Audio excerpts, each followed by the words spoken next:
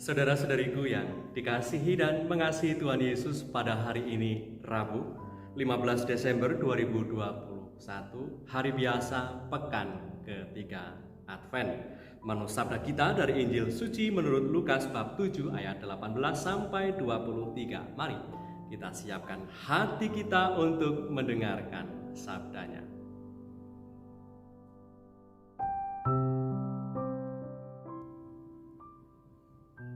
Sekali peristiwa ketika Yohanes mendapat kabar tentang segala peristiwa itu dari murid-muridnya, ia memanggil dua orang dari antaranya dan menyuruh mereka bertanya kepada Tuhan, "Engkaukah yang akan datang itu, atau haruskah kami menantikan seorang lain?" Ketika kedua orang itu sampai kepada Yesus, mereka berkata, "Yohanes Pembaptis menyuruh kami bertanya kepadamu, engkaukah yang akan datang itu, atau haruskah kami menantikan seorang lain?"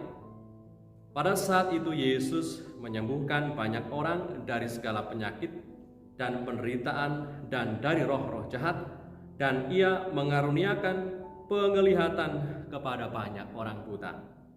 Dan Yesus menjawab mereka, "Pergilah dan katakanlah kepada Yohanes apa yang kamu lihat dan kamu dengar. Orang buta melihat, orang lumpuh berjalan, orang kusta menjadi tahir, orang tuli mendengar, orang mati dibangkitkan, dan kepada orang miskin diberitakan kabar baik.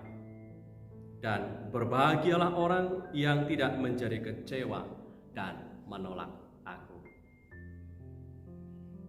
Demikianlah sabda Tuhan.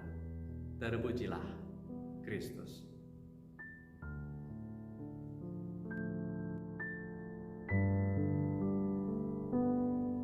Saudara-saudariku yang terberkati, saat Yohanes Pembaptis di penjara pada masa pemerintahan Herodes Antipas, ia mengutus muridnya untuk mendapatkan kejelasan, memperoleh kepastian apakah Yesus itu Mesias yang diwartakan oleh Yohanes dan dinantikan oleh banyak nabi atau bukan.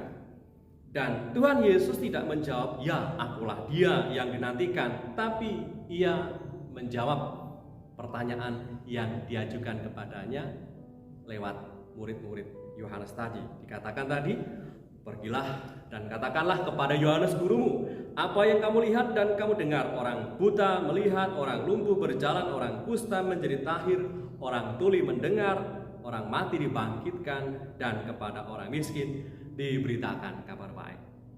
Nah, ketika Yohanes Pembaptis mendengar apa yang telah dilakukan oleh Tuhan ini, ia akan segera tahu dan yakin bahwa Yesus adalah dia yang dijanjikan, oleh karena bukti-bukti tanda mukjizat yang telah dan sedang dilakukan oleh Tuhan Yesus pada saat itu.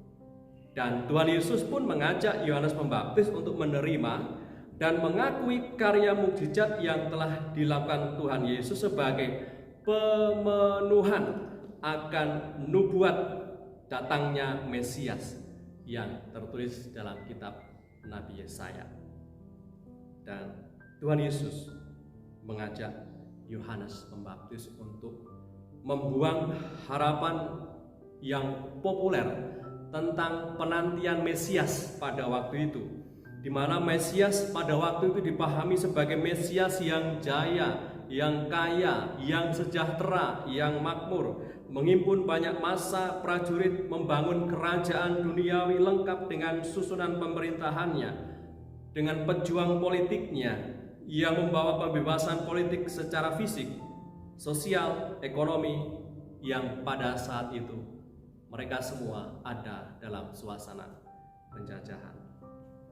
Tuhan Yesus hadir pada waktu itu, justru memulai karyanya di sekitar Danau Galilea, di antara orang-orang yang biasa, yang menyampaikan kabar baik bagi orang miskin dalam roh, lemah lembut dan rendah hati, membawa damai, dan mengajak murid-muridnya untuk mengasihi musuh. Maka dengan mengutus murid-muridnya, sebenarnya memang Yohanes Pembaptis ini sempat ragu, apakah Yesus yang dinanti-nantikan itu, ataukah ia harus menantikan yang lainnya?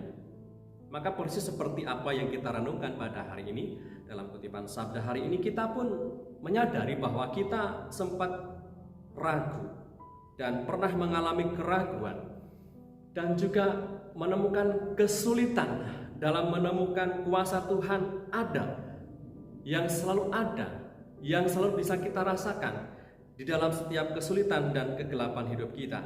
Maka kita pun diajak untuk bisa meyakini bahwa Tuhan Yesus tetap berkarya di dalam segala kesulitan dan juga gelap penatnya ragam macam beban hidup kita.